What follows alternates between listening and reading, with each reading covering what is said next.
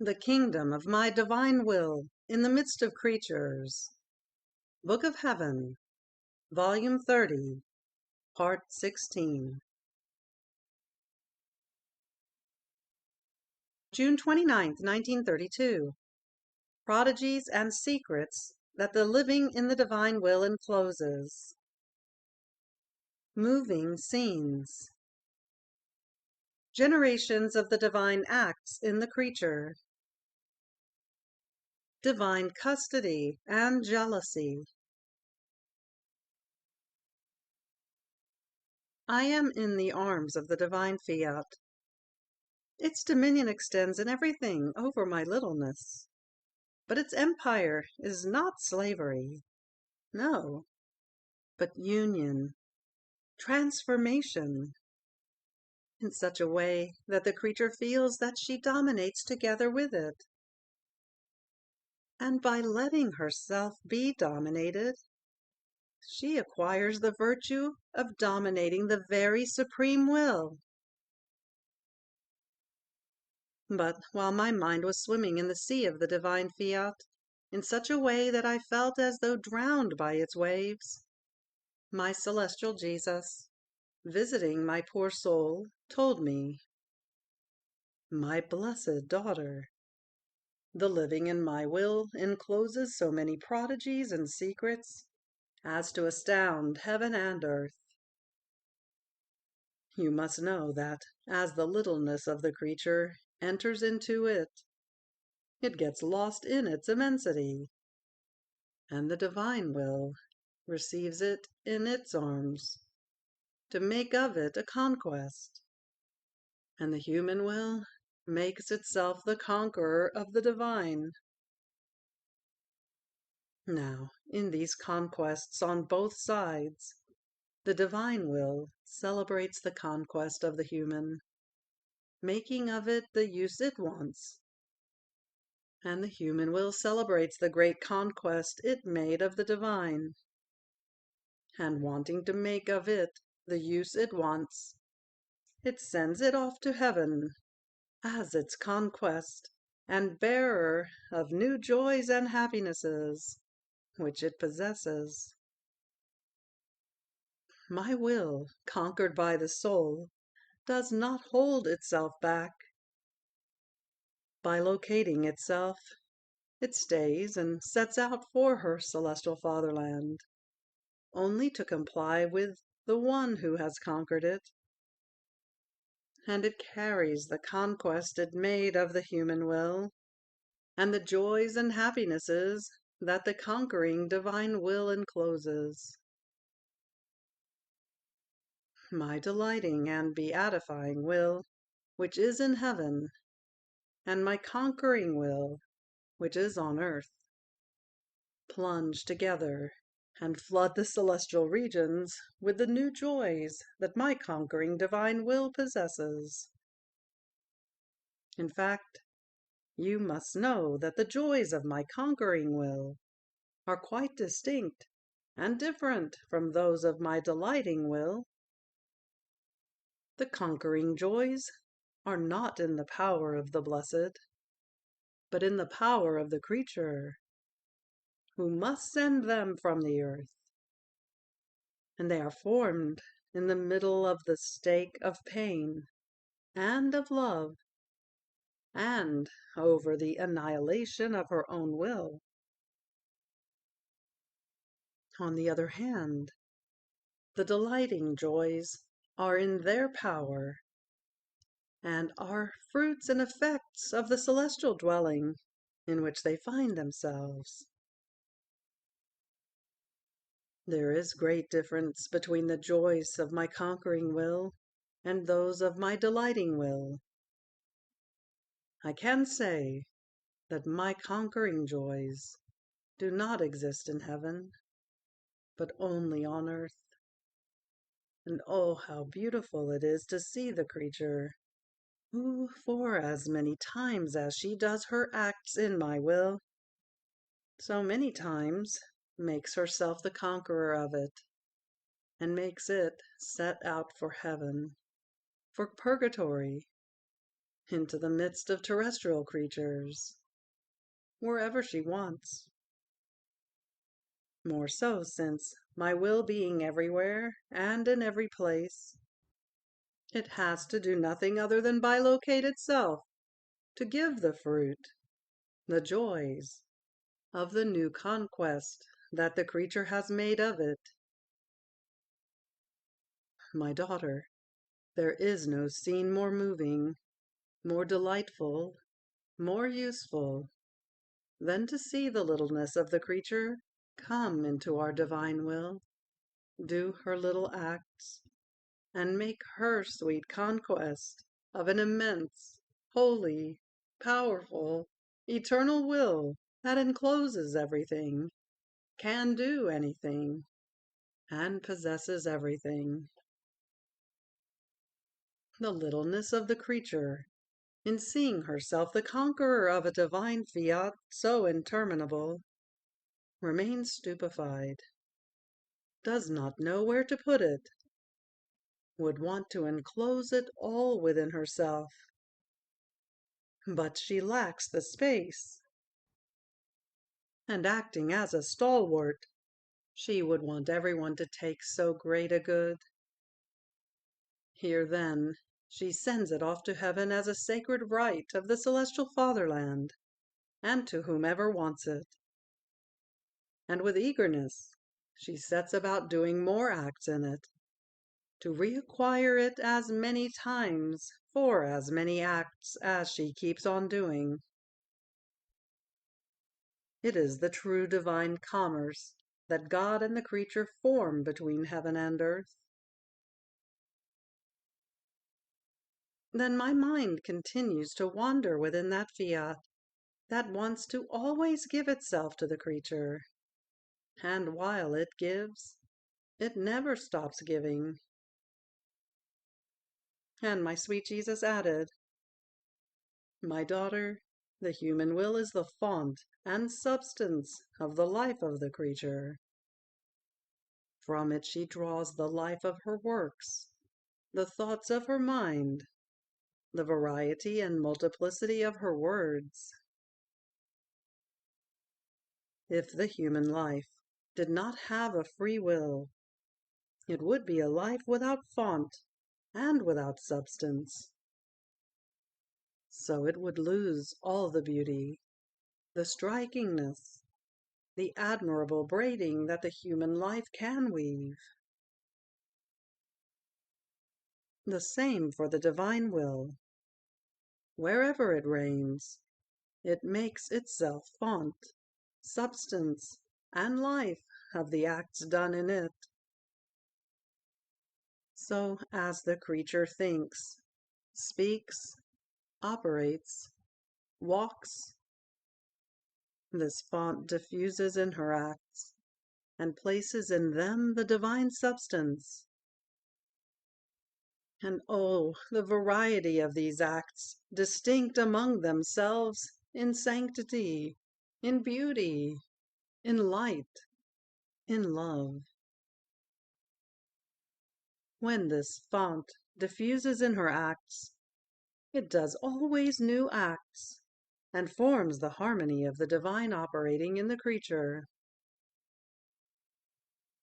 Now, you must know that all our care is for these acts, because in them is formed the generation of our divine acts in the depth of the creature. And oh, our contentment, for we can continue the generation of our acts. And in this generation, we feel ourselves the God operating, not the God hindered, unable to carry out the generation of our acts, because our will is not there in the creature. So, to our care adds our custody and jealousy of these acts. Your Jesus remains inside and around the creature in order to keep it in custody.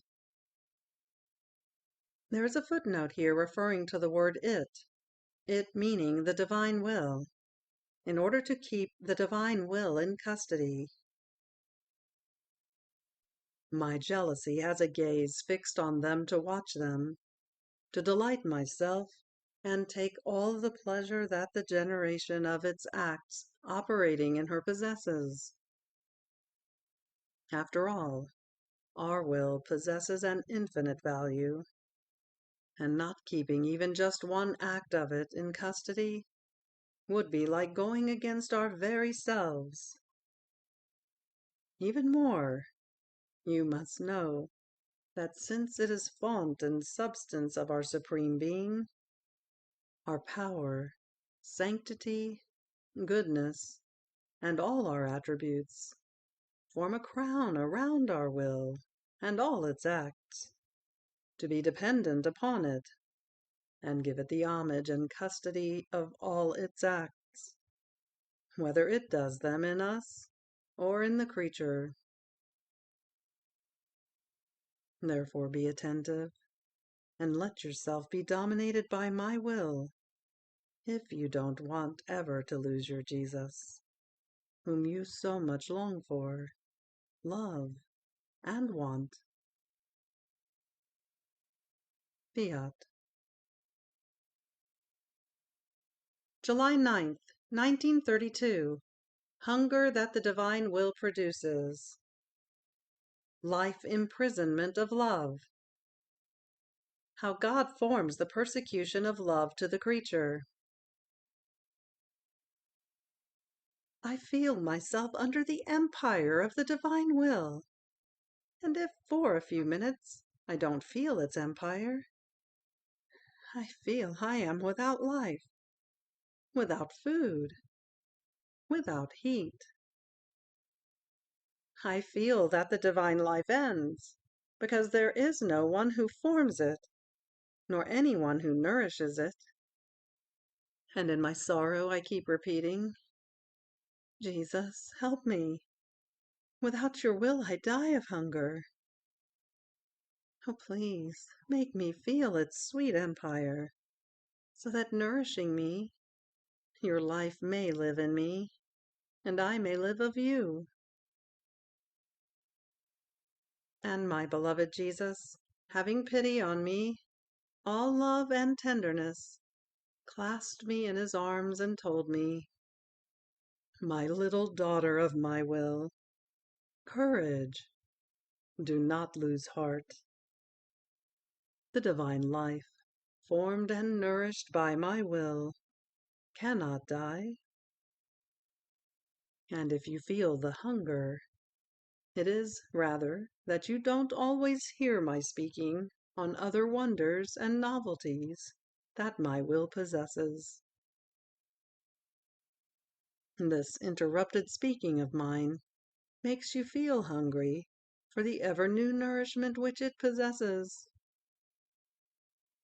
But this prepares you to receive the new nourishment of its knowledges, to make you grow and be nourished only of divine will.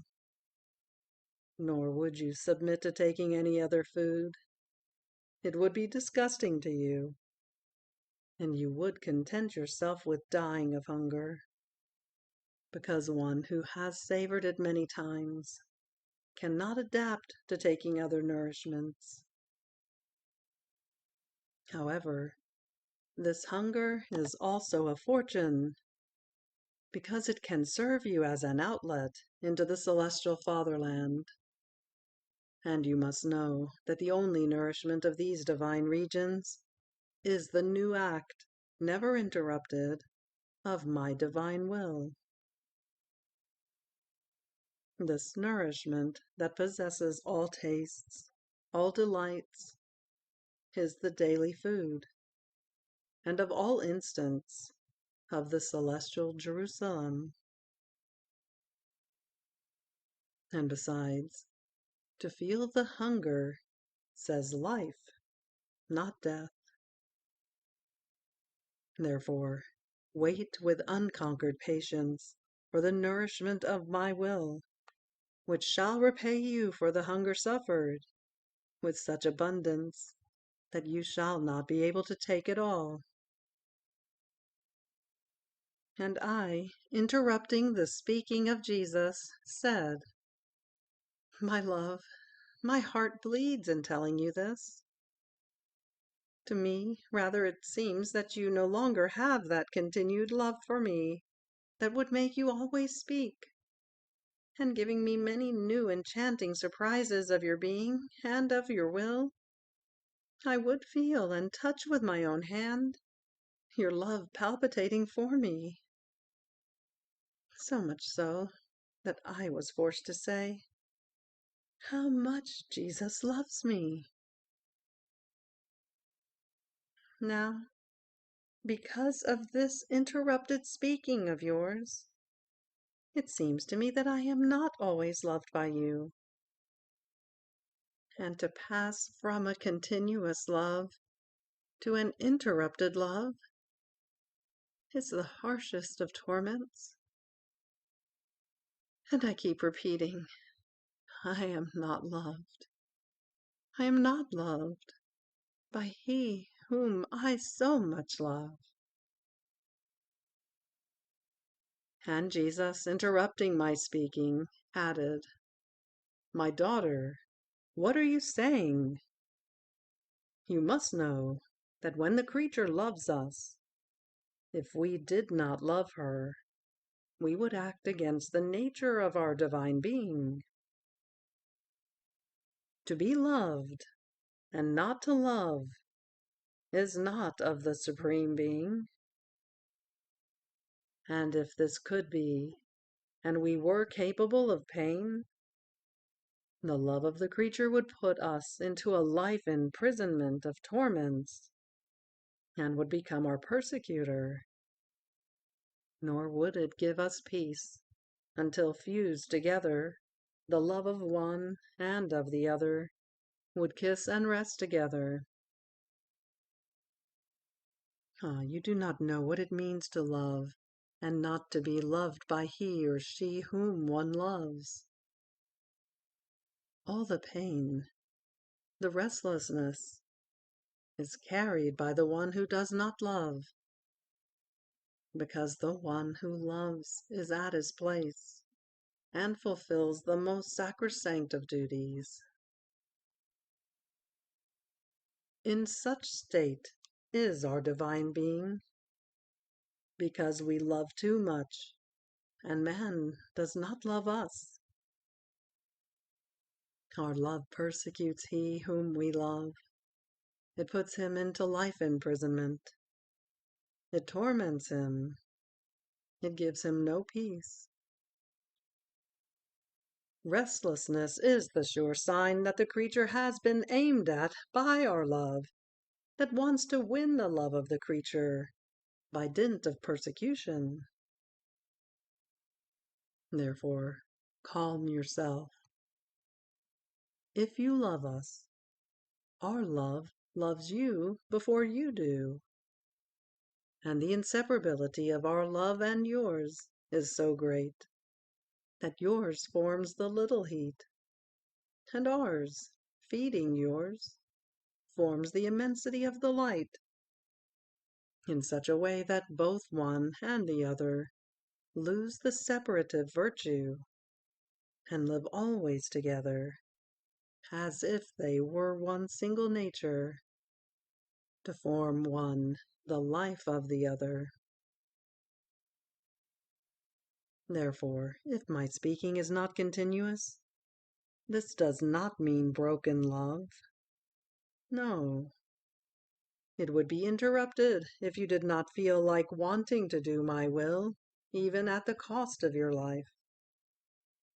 This would be no longer having it in your power. And if my goodness has reached such extent as to give it in your power, this assures you that my love for you is continuous. In fact, you must know that one who does and lives in my divine will is nothing other than the operating life of God Himself in the creature. Our love for one who lets herself be dominated by our divine will is so great as to make itself her sweet prisoner. It restricts itself. It makes itself small and takes a most great delight to love and to operate in her soul. But while it restricts itself, it remains immense and operates with infinite ways, just as we love and operate within ourselves, because that is our nature: immensity, infinity. And everything we do remains immense and infinite as we are. And oh, our contentment! For while we restrict ourselves in her littleness, we give course to our love and works, and she remains filled, overflows outside, fills heaven and earth, and we have the great glory and honor of loving and operating as God in her littleness. And if you knew what even just one act of love means, one work alone done by us in you, you would die of joy, and the whole of eternity would not be enough for you to thank us for a good so great. Therefore let me do what I want with you, and be certain that both you and I shall remain content. Fiat. July 14th, 1932. Celestial Atmosphere. Jesus guarding the act of the creature. Work of one and of the other. How the acts done in the divine will guard and embrace the centuries, and are the sentries and sentinels of the creatures.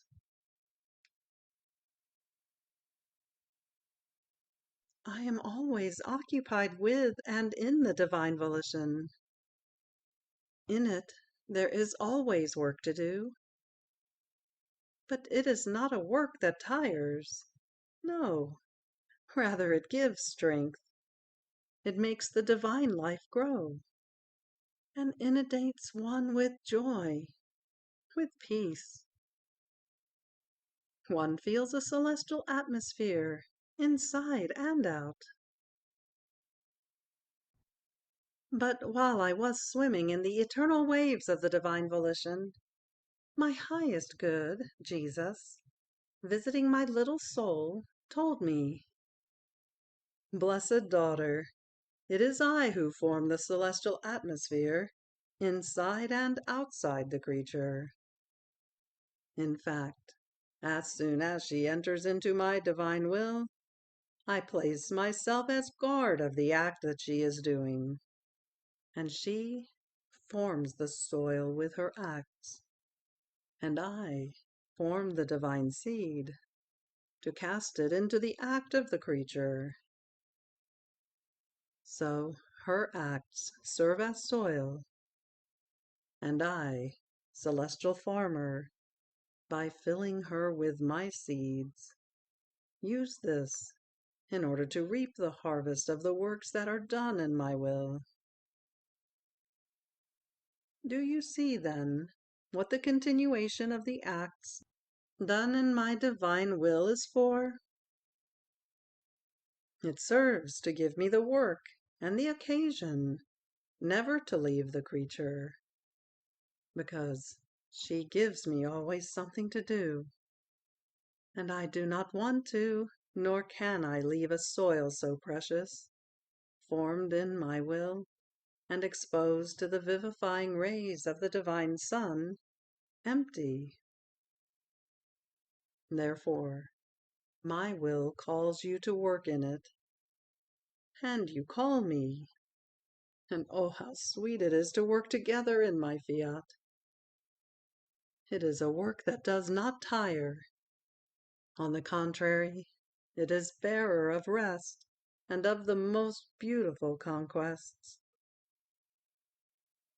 Then he added, "My daughter, you must know that our acts, which we do in the creature, contain three acts in one: the preserving act, the nourishing act, and the first creative act. With these three acts in one, we give perennial life to our acts, and the creature who possesses them feels within herself the creative power, which removes from her all the weaknesses of the human nature. The nourishing one keeps her always occupied, giving her its food to prevent her from taking any other food, and preserves her from all evils. This nourishment is like the embalming that prevents corruption, and the preserving act strengthens and keeps the good pure and beautiful. These, our three acts in one, are like impregnable fortresses that we give to the creature who lets our will reign in her, which render her so fortified that no one can harm her.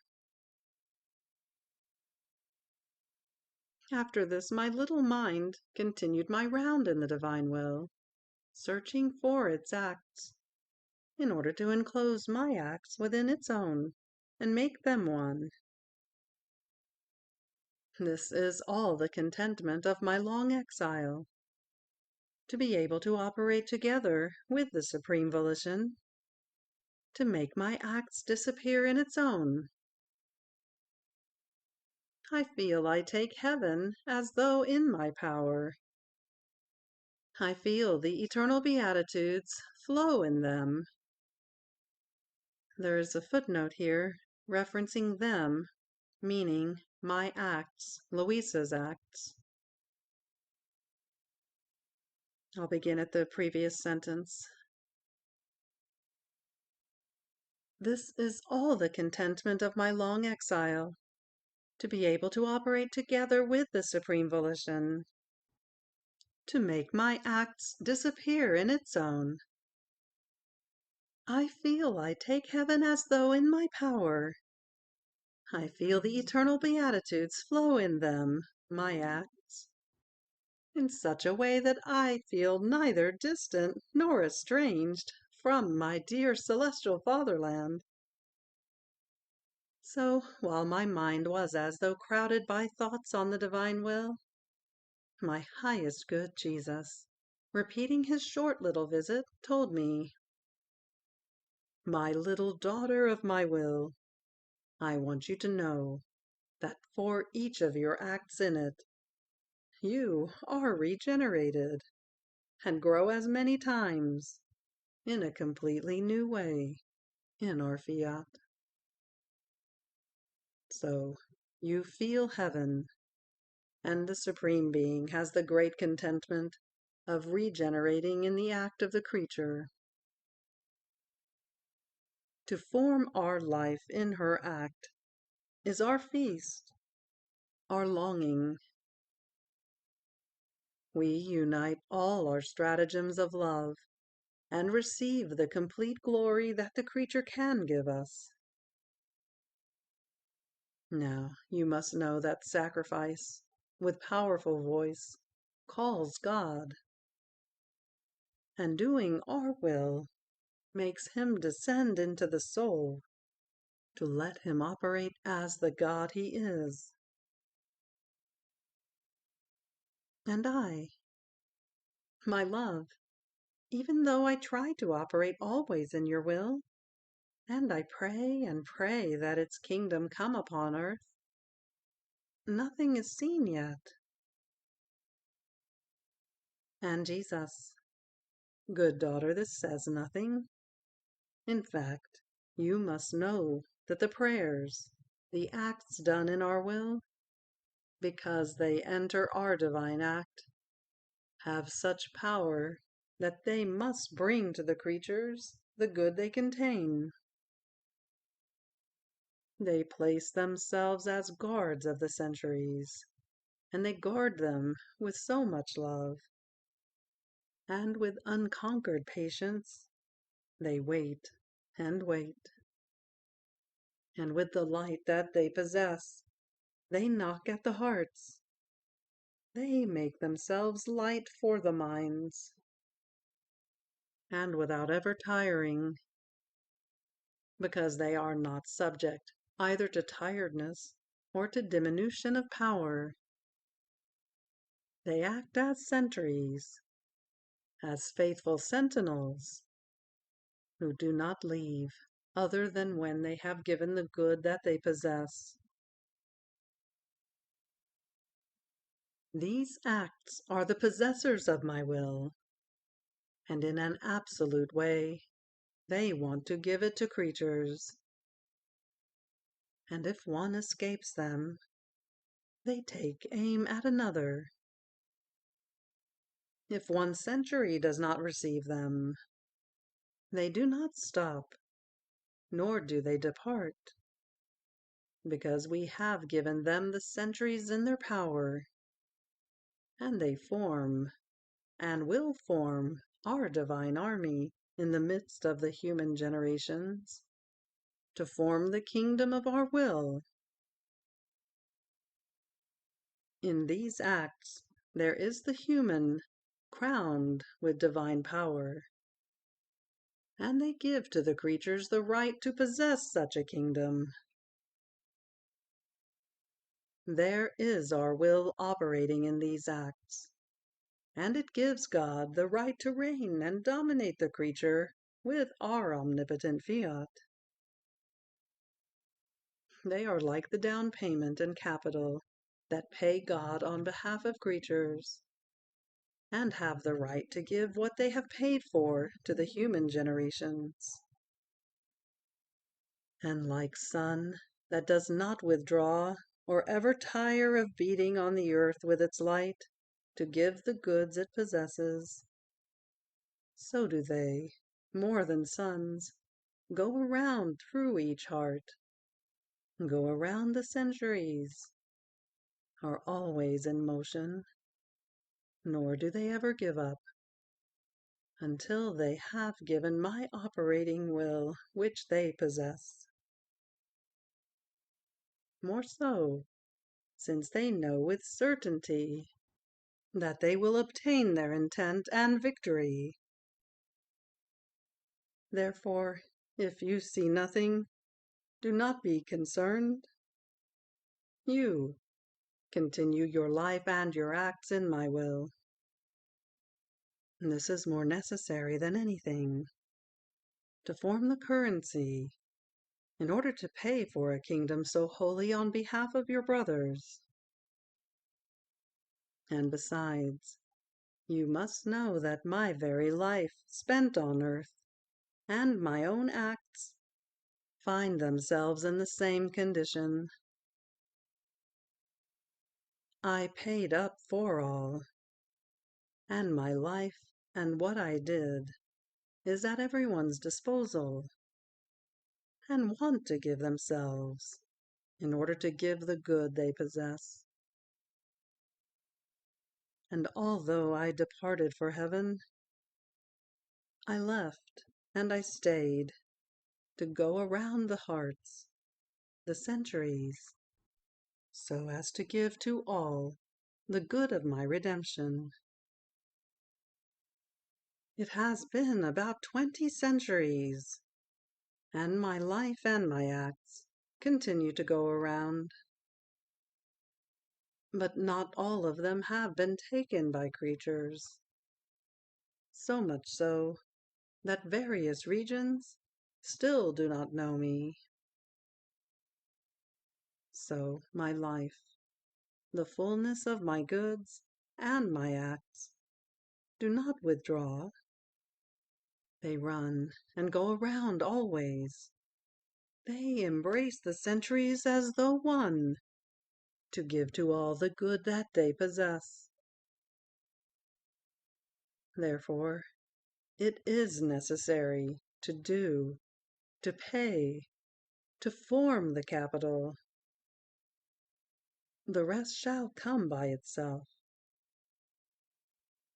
So be attentive, and let your flight in my fiat be continuous. Fiat. Deo gratias. You have reached the end of the Book of Heaven, Volume 30. Fiat.